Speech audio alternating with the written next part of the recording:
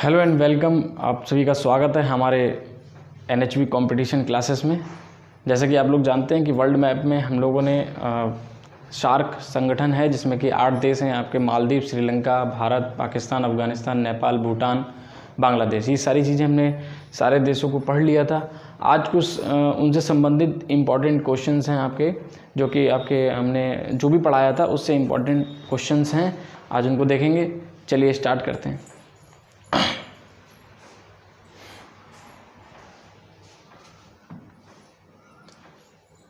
तो सबसे पहले तो द्वंद्व कहाँ तक पाला जाए, युद्ध कहाँ तक टाला जाए। द्वंद्व कहाँ तक पाला जाए, युद्ध कहाँ तक टाला जाए, तू है राणा का वंशज, फेंक जहाँ तक भाला जाए। तो सभी लोगों को आज एक अच्छे मोटिवेशनल कोट से स्टार्टिंग करनी होगी। तो इम्पॉर्टेंट क्वेश्चंस पहला आपकी स्क्रीन पर ये।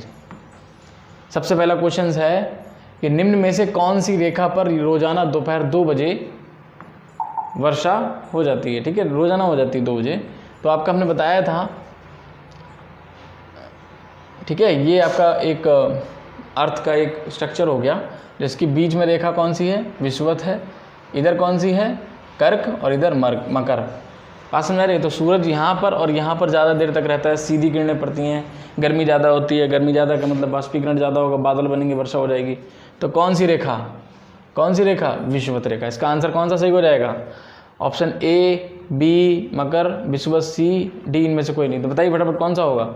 तो ऑप्शन नंबर सी इसका करेक्ट आंसर होगा। ठीक है, नेक्स्ट क्वेश्चन। सबसे ज़्यादा ठंड किस क्षेत्र में पड़ती है। तो सबसे ज़्यादा ठंड किस क्षेत्र में पड़ती है बताइएगा। शीत कटिबंधीय क्षेत्र में पड़ती है, टैगा में पड़ती है, कि टुंड्रा में, कि शीतोष्ण। चलिए, इसका राइट आंसर होगा आपका tundra, option number C, tundra. Clear हो रहा है कि नहीं हो रहा है। नेक्स्ट क्वेश्चन देखेंगे।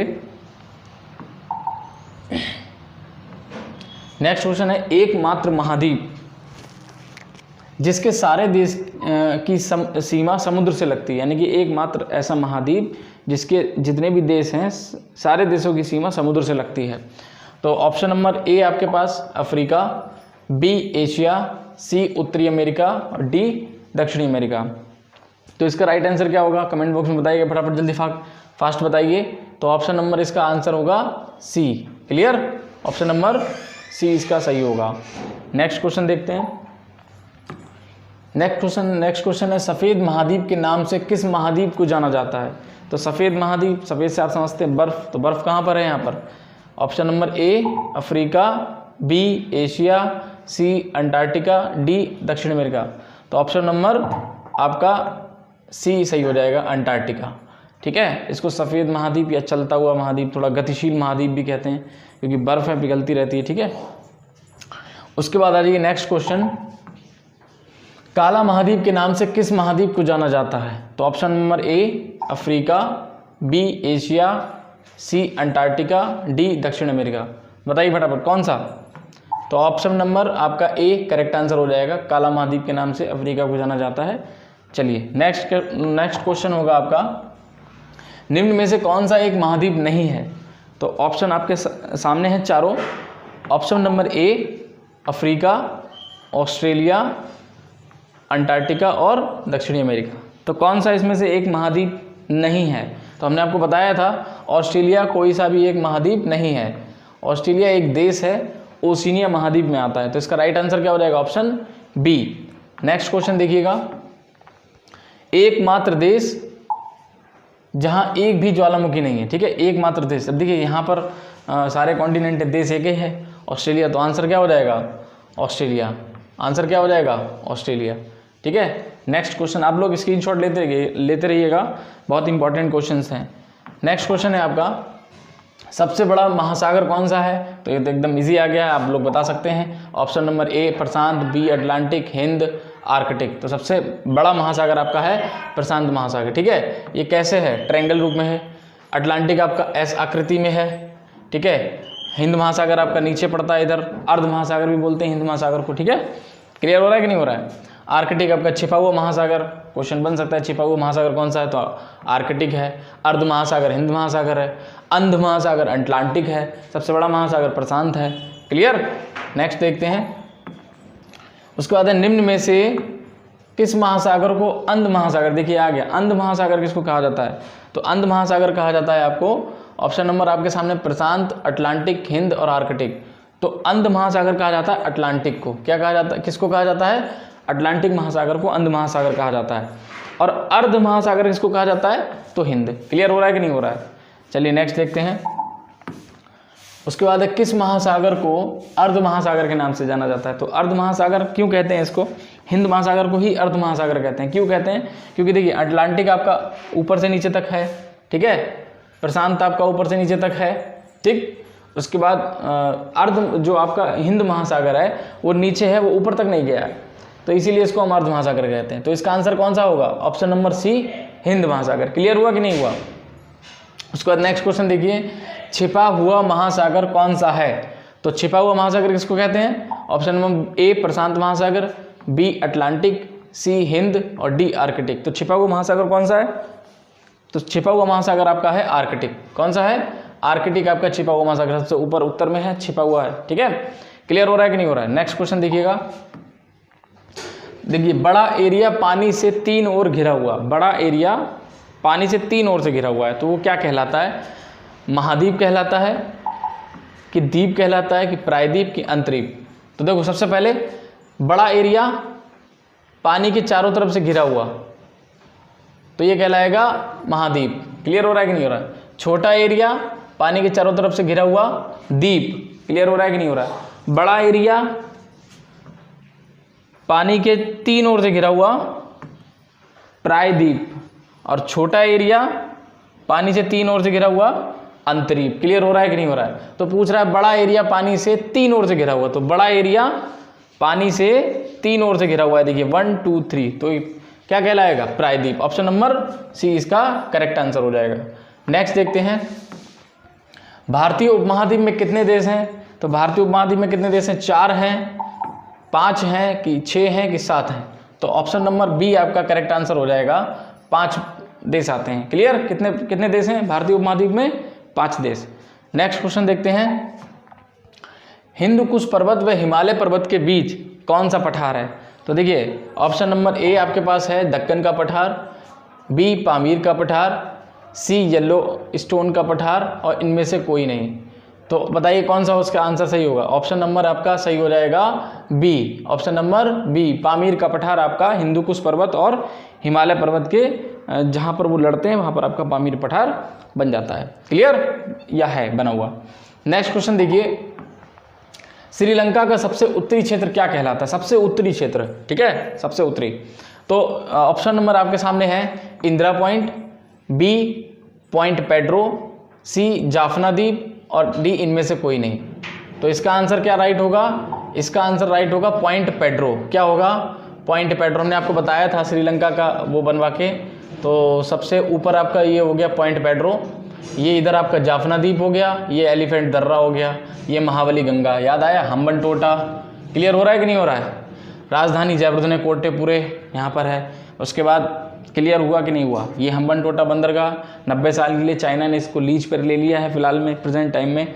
और उसके बाद यहाँ पर आपका श्री जयवर्धनेपुरे कोटे इसकी राजधानी है, महाबली गंगा और आपका एलिफेंट दर्रा हो गया, जाफना द्वीप हो गया और उसके बाद पॉइंट पेड्रो। क्लियर हुआ कि नहीं हुआ। तो सबसे उत्तर में क्या है, सबसे उत्तर में आपका point Pedro. Clear. Next question देखते हैं, LTTE आतंकवादी संगठन निम्न में से किस देश से संबंधित है। तो LTT लिट्टे हमने आपको पढ़ाया था, एक आतंकवादी संगठन तमिल समुदाय का, ये किस देश से संबंधित है, तो ये आपका संबंधित है श्रीलंका से। किससे है, श्रीलंका से। तो ऑप्शन नंबर बी आपका सही हो जाएगा, ऑप्शन नंबर बी। बात समझ में आई कि नहीं आई। आप LTT हमने जब श्रीलंका आपको पढ़ाया था, आप लोग हमारी प्लेलिस्ट में जा सकते हैं, जिसमें कि हमने एक एक देश, सार्क में 8 देश हैं, एक एक करके हमने उसको अच्छे से एक्सप्लेन किया, आप लोग उसको देख सकते हैं। चलिए नेक्स्ट क्वेश्चन देखिए, जाफना द्वीप किस देश में स्थित है। तो जाफना द्वीप आपका अभी हमने बताया कहाँ पर स्थित है, श्रीलंका। क्लियर हो रहा है कि नहीं हो रहा, कहाँ पर स्थित है, श्रीलंका में जाफना द्वीप स्थित है। यहीं पर आपका LTT जो तमिल समुदाय था वो जाफना द्वीप को अलग करने की डिमांड रख रहा था श्रीलंका से। क्लियर, कोई दिक्कत तो नहीं है। उसके बाद नेक्स्ट क्वेश्चन देखते हैं, श्रीलंका की सबसे लंबी नदी कौन सी है? तो श्रीलंका की सबसे लंबी नदी यहाँ पर देखिए ऑप्शन आपको दे रखे हैं, नील नदी, यांगटीसी, महाबली गंगा और सांगपो। तो देखिए आप लोग ध्यान दीजिए, नील नदी आपका यहाँ श्रीलंका से कोई मतलब ही नहीं है, ठीक है, समझ में आ रहा है कि नहीं? नील नदी आपकी विश्व की सबसे लंबी नदी है, यांगटीसी आपका एशिया की सबसे लंबी नदी है, और उसके महाबली गंगा बसता है, और सांगपो जो है आपका सांगपो, ये ब्रह्मपुत्र नदी जो है इसको चीन और तिब्बत में सांगपो कहते हैं, तो इससे भी कोई मतलब नहीं। तो बचा क्या? महाबली गंगा। तो ऑप्शन क्या हो जाएगा? ऑप्शन नंबर सी इसका राइट आंसर हो जाएगा। क्लियर हो रहा है कि नहीं हो रहा है? चलिए देखिए नेक्स्ट क्वेश्चन देखते हैं। उसके बाद सबसे पहला सेना का गैलेंट्री अवार्ड, बहादुरी का अवार्ड किसको दिया गया? तो ध्यान से पढ़िएगा, सबसे पहला गैलेंट्री यानी कि सबसे पहला बहादुरी का अवार्ड किसको मिला सेना में? तो आप देख सकते हैं ऑप्शन नंबर ए आपका है KM करियप्पा, बी आपका उस्मानी ब्रिगेडियर अजीत अरोड़ा और जनरल KM मुंशी। तो आपको इसका आंसर सही होगा, इसका राइट आंसर है ब्रिगेडियर उस्मानी। इनको मिला था पहला गैलेंट्री अवार्ड यानी बहादुरी का पुरस्कार। समझ में आ रहा है कि नहीं आ रहा है? हमने पढ़ाया था आपको, अगर बांग्लादेश आपने बांग्लादेश सही से पढ़ा हो तो ये वहाँ पर क्लियर है। आगे देखते हैं, पाक का सबसे बड़ा प्रांत, पाक का सबसे बड़ा प्रांत कौन सा है? तो option number A Balochistan, B Khyber Pakhtunkhwa, C Punjab और डी POK। तो सबसे बड़ा प्रांत कौन सा है आप लोग बताइएगा फटाफट।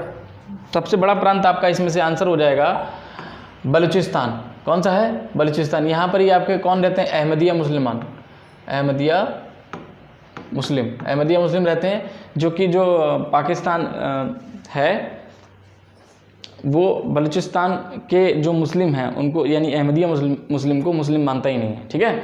तो यहाँ पर भी थोड़ा ये बलूचिस्तान जो है पाकिस्तान से अलग होने की डिमांड रख रहा है और लगभग हो ही जाएगा, ठीक है।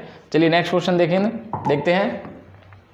ग्वादर बंदरगाह किस देश में स्थित है? तो ग्वादर बंदरगाह आपका किधर है? भारत में है, पाकिस्तान में है कि अफगानिस्तान की भूटान? तो ऑप्शन नंबर आपका बी सही हो जाएगा, पाकिस्तान में है आपका ग्वादर बंदरगाह। और चाबहार किधर है बताइएगा फटाफट। चाबहार, तो चाबहार फटाफट आपका ईरान। कहाँ पर है? ईरान। ये इस पर किसने पैसा लगाया? भारत ने पैसा लगाया। क्लियर हो रहा है कि नहीं हो रहा है? कराची पोर्ट आपका पाकिस्तान, ग्वादर पाकिस्तान। क्लियर। रावलपिंडी किस लिए फेमस है? तक्षशिला। हमने बताया था आपको रावलपिंडी किस लिए फेमस है? तक्षशिला। किधर है? आपका पाकिस्तान। सिलसिला कोहे नमक, आपकी नमक की पहाड़ी कहाँ पर है? पाकिस्तान में। क्लियर हो रहा है। एबटाबाद किसके लिए फेमस? ओसामा बिन लादेन को USA ने सील ऑपरेशन के तहत मारा, ठीक है। याद रखना है इसको, सब चीज़ें याद रखना, क्वेश्चन कहीं से भी बन सकता है। नेक्स्ट क्वेश्चन देखते हैं। काला पर्वत किस देश में है? काला पर्वत, तो काला पर्वत आपका भारत में है, पाकिस्तान में है, अफगानिस्तान में, भूटान में। कौन सा ऑप्शन इसका सही होगा? तो ऑप्शन नंबर इसका डी सही हो जाएगा। ऑप्शन नंबर डी, भूटान में आपका काला पर्वत है। क्लियर हो रहा है कि नहीं हो रहा है? नेक्स्ट क्वेश्चन देखिएगा। निम्न में से किस महासागर को इंटरनेशनल ओशनियोग्राफी का सर्टिफिकेट प्राप्त नहीं है? हमने आपको बताया था कि 4 महासागर हैं, 4 महासागर से ही 7 बनाए गए हैं। क्लियर हो रहा है? तो जिसमें कि आपका जो दक्षिणी महासागर है इसको वर्ल्ड ओशनियोग्राफी, ठीक है, जैसे कि आप देख रहे हैं महासागर इंटरनेशनल ओशनियोग्राफी का सर्टिफिकेट प्राप्त नहीं है, ठीक है। तो इसका राइट आंसर हो जाएगा, बाकी सबको प्राप्त है, इसका राइट आंसर हो जाएगा आपका सी दक्षिणी महासागर। इसको इंटरनेशनल ओशनियोग्राफी का सर्टिफिकेट प्राप्त नहीं है। क्लियर। नेक्स्ट देखते हैं। मौर्य काल का सबसे बड़ा शिक्षा केंद्र, तो बताइए ऑप्शन नंबर ए, ये हम पढ़ा चुके हैं सारी चीज़ें। ऑप्शन नंबर आपका ए होगा नालंदा विश्वविद्यालय, तक्षशिला, विक्रमशिला, इनमें से कोई नहीं। तो ऑप्शन नंबर आपका बी इसमें करेक्ट आंसर हो जाएगा। तक्षशिला आपका किधर है? पाकिस्तान की रावलपिंडी। ध्यान रखना, विश्व का सबसे बड़ा और सबसे पहला शिक्षा केंद्र था मौर्य काल में, और समझिए पाकिस्तान में था, और आज सबसे ज़्यादा पाकिस्तान में ही अराजकता है। तो कहते हैं ना, जहाँ पर दिया जल रहा होता है चिराग तले अंधेरा होता है, ठीक है। तो नेक्स्ट क्वेश्चन देखते हैं। थार मरुस्थल को पाकिस्तान में क्या कहते हैं? तो थार मरुस्थल को पाकिस्तान में क्या कहते हैं? लरकाना, बलूचिस्तान, चोलिस्तान, रावलपिंडी। तो आप लोग समझ सकते हैं इसका राइट आंसर होगा चोलिस्तान, ठीक है, जो कि आपका राजस्थान में जो थार मरुस्थल है उसको पाकिस्तान में चोलिस्तान कहते हैं। नेक्स्ट क्वेश्चन देखिएगा।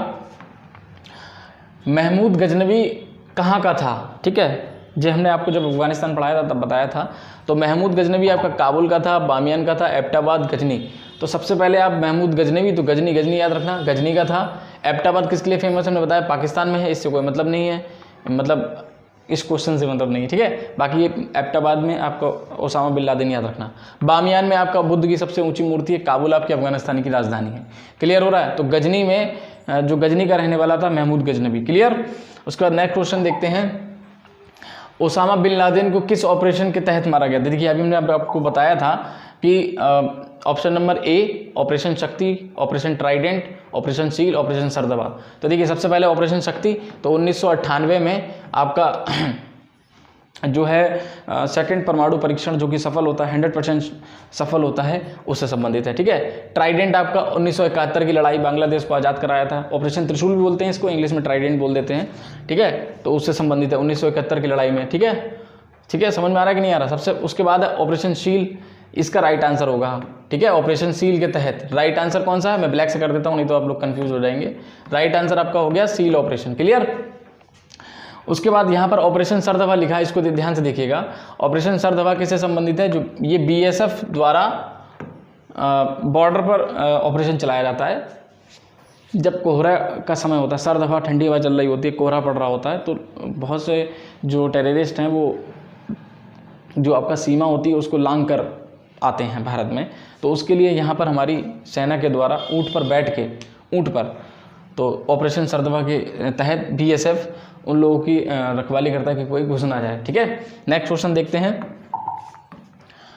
उसके बाद अहमदिया मुस्लिम पाकिस्तान के किस प्रांत में रहते हैं? अहमदिया मुस्लिम, अभी हमने आपको बताया बलूचिस्तान अलग से एक डिमांड रख रहा है पाकिस्तान से अलग होने की, और वहीं पर आपके अहमदिया मुस्लिम रहते हैं। तो आंसर इसका कौन सा हो जाएगा? ऑप्शन नंबर बी इसका राइट आंसर हो जाएगा। नेक्स्ट क्वेश्चन देखते हैं। नमक की पहाड़ी सिलसिला कोहे नमक, ये किस देश में स्थित है? हमने बताया था सिलसिला कोहे नमक काले नमक के लिए फेमस है आपका। ये पाकिस्तान में है। किधर है? ये पाकिस्तान में आपकी इसकी नमक की पहाड़ी है। नाम याद रखना, सिलसिला कोहे नमक। बात समझ में आ रही कि नहीं आ रही? नेक्स्ट क्वेश्चन देखते हैं। महात्मा बुद्ध की सबसे ऊंची मूर्ति कहाँ स्थित है? तो देखिए सबसे ऊंची मूर्ति जो थी, सबसे ऊंची मूर्ति आपका बामियान में थी। कहाँ थी? बामियान, अफगानिस्तान। क्या याद रखना है इसको, कहाँ पर थी? अफगानिस्तान, बामियान में, ठीक है ना। लेकिन अब क्या ये क्षतिग्रस्त है, इसको तालिबानियों ने जो है बम लगा के मार फोड़ दिया, इसको क्षतिग्रस्त कर दिया। तो अभी क्या ये क्षतिग्रस्त है। इसके बाद अगर नेक्स्ट क्वेश्चन आपसे पूछता है, जैसे कि हम आपको दिखा देते हैं, दुनिया की सबसे पहली, अभी आएगा वो, थोड़ा सा सब्र रखिए। दुनिया की सबसे पहली खेती किस दो पर्वत, यानी किन दो पर्वत रेंज के बीच हुई? ठीक है, समझ में आ रहा है कि नहीं आ रहा है? तो ऑप्शन नंबर आपके सामने देखिए यहाँ पर है। ऑप्शन नंबर ए हिंदुकुश व हिमालय पर्वत के बीच, या गारो खासी के बीच, या सुलेमान व किरथर और काला पर्वत और सील पर्वत। तो देखिए सबसे पहले तो इसका राइट आंसर हम आपको बता देते हैं। इसका राइट आंसर होगा सुलेमान और किरथर के बीच एक स्थान था मेहरगढ़। क्या था? मेहरगढ़। यहाँ पर ही आपकी पहली खेती होती है। जिस पहली खेती में फसल, सबसे पहली फसल आपकी होती है जौ। क्या होती है? जौ। उसके बाद आपका गेहूँ। बात समझ आई कि नहीं आई? तो याद रखिएगा मेहरगढ़ पाकिस्तान में है। किन पहाड़ियों के बीच में है? तो आपका सुलेमान व किरथर के बीच का जो स्थान है वहाँ पर मेहरगढ़ स्थान था। अभी नाम चेंज हो गया, मेहरगढ़ पहले था। तो वहाँ पर आपका सबसे पहले खेती हुई थी। क्वेश्चन बहुत इंपॉर्टेंट है, आप लोग सभी लोग नोट जरूर करिएगा वीडियो को रोक के जरूर। नेक्स्ट क्वेश्चन देखते हैं। हाँ, उसके बाद देखिए नेक्स्ट क्वेश्चन है आपका, दुनिया की सबसे ऊंची बुद्ध की मूर्ति। देखिए दुनिया की सबसे ऊंची बुद्ध की मूर्ति अगर प्रेजेंट टाइम में पूछेगा, यहाँ वर्तमान नहीं लिखा है, अगर पूछेगा दुनिया की सबसे ऊंची मूर्ति, अगर वर्तमान नहीं लिखा है तो आप बामियान लगा दीजिएगा, ठीक है। और अगर वहाँ पर लिखा वर्तमान महात्मा बुद्ध की सबसे ऊंची मूर्ति, तो आपकी वो चीन में है। कहाँ पर है? अभी इसका राइट आंसर तो हो जाएगा आपका बामियान, ठीक है। इसका राइट आंसर बामियान, क्योंकि यहाँ पर आपको वर्तमान कहीं नहीं लिखा है, ठीक है। नेक्स्ट क्वेश्चन हम आपको दिखाते हैं, ठीक है। वर्तमान देखिए, अगर पूछेगा विश्व की सबसे ऊंची मूर्ति बुद्ध की तो बामियान लगाइएगा। अगर पूछेगा वर्तमान में सबसे ऊंची कौन सी है, तो सबसे ऊंची आपकी चीन में है। नाम है उसका, राइट आंसर इसका चीन हो जाएगा, और नाम है स्प्रिंग ऑफ बुद्ध। बात समझ में आएगी नहीं? ये आपका चाइना में है, ध्यान रखना, स्प्रिंग ऑफ बुद्ध। ये वर्तमान में सबसे विश्व की सबसे ऊंची मूर्ति है महात्मा बुद्ध की। नेक्स्ट क्वेश्चन देखते हैं, भगवान बुद्ध का सबसे ऊंचा मंदिर कहाँ स्थित है? तो मंदिर पूछेगा तो आप ध्यान रखिएगा, ऑप्शन नंबर आपका ए है इंडोनेशिया, बी है लाहौर, सी चीन और डी मलेशिया। तो सबसे पहले तो हम आपको बताएं चीन में लाहौर में तो है ही नहीं, बौद्ध धर्म मानते ही नहीं है, तो ठीक है।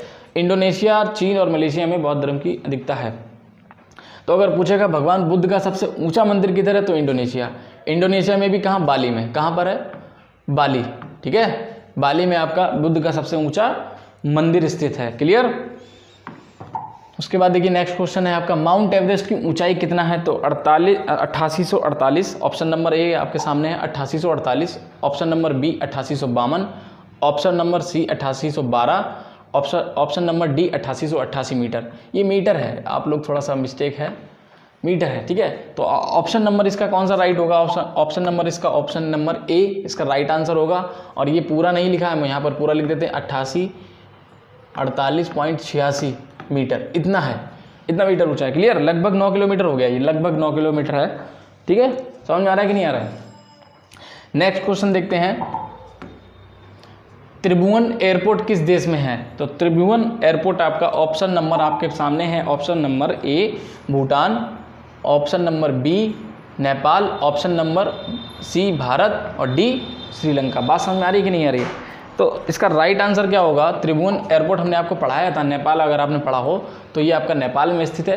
नेपाल में भी कहाँ है? तो काठमांडू में। कहाँ पर है? काठमांडू। बात समझ आई कि नहीं आई? और नेपाल में ही दो खतरनाक एयरपोर्ट याद कीजिए, लुकला, अपने आपको फोटो लगा के दिखाया था, वह एजम्पशन, ये आपके सबसे खतरनाक एयरपोर्ट हैं, ठीक है। खतरनाक क्यों है? आप नेपाल का वीडियो देखेंगे, आपको सारी चीज़ें पता चल जाएंगी उसमें। प्रीवियस वीडियो आप लोग जरूर देखिएगा, नहीं तो ये सारे क्वेश्चन आपके समझ में नहीं आएंगे। क्लियर? नेक्स्ट क्वेश्चन देखते हैं आपका, उसके बाद है लैंड ऑफ थंडरबोल्ट के नाम से किस देश को जाना जाता है, जहां पर बिजलियों की गड़गड़ाहट बहुत ज़्यादा होती है? तो ऑप्शन नंबर आपका ए है भूटान, बी है नेपाल, सी है भारत, डी है श्रीलंका। क्लियर हो रहा है? अब इसमें राइट आंसर आपका होगा भूटान। कौन सा? भूटान। भूटान को ही हम लैंड ऑफ थंडरबोल्ट के नाम से जानते हैं, और यही आपका लैंडलॉक कंट्री है, मतलब इसको लैंडलॉक कंट्री भी कहते हैं, लैंडलॉक कंट्री, ठीक है। और उसके बाद इसको बफर कंट्री भी कहते हैं, बफर कंट्री, ठीक है। बफर कंट्री क्यों कहते हैं? क्योंकि दो बड़े देशों के बीच ये एक छोटा देश स्थित है, इसीलिए इसको बफर कंट्री कहते हैं। क्लियर हो रहा है कि नहीं हो रहा है? नेक्स्ट क्वेश्चन आपका है, ताला प्रोजेक्ट कहाँ है? ताला प्रोजेक्ट कहाँ का है? तो ताला, याद रखिएगा ताला, अरे यार चला गया, तो उसका राइट आंसर जो था, एक मिनट, हाँ आ गया। तो ताला प्रोजेक्ट जो है आपका, ताला प्रोजेक्ट प्लस चूखा प्रोजेक्ट, ठीक है, प्लस आपका दोगाछू, ये दोगाछू प्रोजेक्ट, ठीक है। ये तीनों आपके किधर स्थित है? ये कहाँ पर स्थित हैं? तो ये आपके भूटान में स्थित हैं, ठीक है। और किसने बनवाया है? तो भारत ने बनवाया। किसने बनवाया है? भारत द्वारा निर्मित है ताला प्रोजेक्ट, ठीक है, चूखा और दोगाछू। क्लियर हो रहा है कि नहीं हो रहा है? अब ये मत सोचें ताला प्रोजेक्ट है तो अलीगढ़ में होगा, अलीगढ़ में ताला प्रोजेक्ट बहुत अलग है, ठीक है। ताला प्रोजेक्ट की बात चल रही है जहाँ पर बिजली उत्पन्न होती है, बांध। बात समझ आया कि नहीं आया? तो ये तीन है आपके, ताला प्रोजेक्ट, चूखा प्रोजेक्ट, दोगाछू, ये तीनों आपके कहाँ पर है? भूटान में स्थित है। और बनवाए किसने हैं? तो भारत ने बनवाए। क्लियर हो रहा है? उसके बाद नेक्स्ट देखते हैं, मुक्ति वाहिनी सेना किस देश से संबंधित है? तो मुक्ति वाहिनी सेना किस देश से संबंधित है? हमने आपको बांग्लादेश जब पढ़ाया था एक एक बात क्लियर की थी। तो ऑप्शन नंबर आपका ए है भारत, बी है भूटान, सी है बांग्लादेश और डी है नेपाल। तो इसका राइट आंसर होगा आपका बांग्लादेश, ठीक है। बांग्लादेश में आपका मुक्ति वाहिनी जो सेना थी, और समझ में आ रहा है कि नहीं आ रहा है? ये वहाँ से संबंधित थी। नेक्स्ट क्वेश्चन देखते हैं, सिलीगुड़ी कॉरिडोर किन दो देशों के बीच स्थित है? तो सिलीगुड़ी कॉरिडोर आपका नेपाल व बांग्लादेश, भूटान में बांग्लादेश, म्यांमार में भूटान, बांग्लादेश और म्यांमार। ठीक है, तो सबसे पहले तो इसका राइट आंसर हम आपको बता देते हैं, ऑप्शन नंबर ए इसका राइट आंसर होगा। नेपाल और बांग्लादेश के बीच में स्थित है सिलीगुड़ी कॉरिडोर, जिसको हम चिकन नेवी कहते हैं। लगभग महज 33 किलोमीटर है। अगर इस पर कब्जा होता है चीन का, तो हमारा उत्तर पूर्वी राज्यों से संपर्क एकदम टूट जाएगा। इसीलिए ये बहुत सेंसिटिव एरिया है आपका सिलीगुड़ी कॉरिडोर। क्लियर हो रहा है कि नहीं हो रहा है? नेक्स्ट क्वेश्चन देखते हैं, पशुपतिनाथ मंदिर किस देश में है? तो पशुपतिनाथ मंदिर हमने आपको बताया था जब पढ़ाया था, ध्यान दीजिएगा, थोड़ा याद कीजिए। ऑप्शन नंबर इसका ए है इंडोनेशिया, बी म्यांमार, नेपाल और भूटान। तो पशुपतिनाथ मंदिर हमने पढ़ाया था आपको, नेपाल में स्थित है। कहाँ पर है? नेपाल में भी काठमांडू। कहाँ पर? काठमांडू। क्लियर हो रहा है कि नहीं हो रहा है? काठमांडू में स्थित है। क्लियर हो रहा है? नेक्स्ट क्वेश्चन आपका है, लास्ट क्वेश्चन आपके सामने है, चटगांव बंदरगाह किस देश में है? इसका आंसर हम आपको नहीं बताएंगे, आप लोग कमेंट बॉक्स में हमको इसका आंसर बताइएगा। आज के लिए इतना ही। लगभग 40 क्वेश्चन हमने आपके यहाँ पर रेडी कराए हैं और लगभग ही 40 से 50 क्वेश्चन और होंगे। उसके बाद आपका नेक्स्ट हम बढ़ेंगे एशिया कॉन्टिनेंट में। हमारा लगभग सार्क निपट गया है। ठीक है, अब हम आसियान को स्टार्ट करेंगे। आसियान में लगभग आपके 11 देश हैं, उनको भी एक एक करके पढ़ेंगे। देखिए, संगठन भी कंप्लीट हो रहा है और एक एक करके हम देश भी पढ़ रहे हैं और हमारा कहीं ना कहीं जीके जीएस भी एकदम क्लियर हो रहा है। तो आप सभी का धन्यवाद हमारी क्लास को देखने के लिए। और अगर आपको सेशन अच्छा लगे तो लाइक कीजिए, कमेंट कीजिए और उसको शेयर जरूर कीजिए। जय हिंद।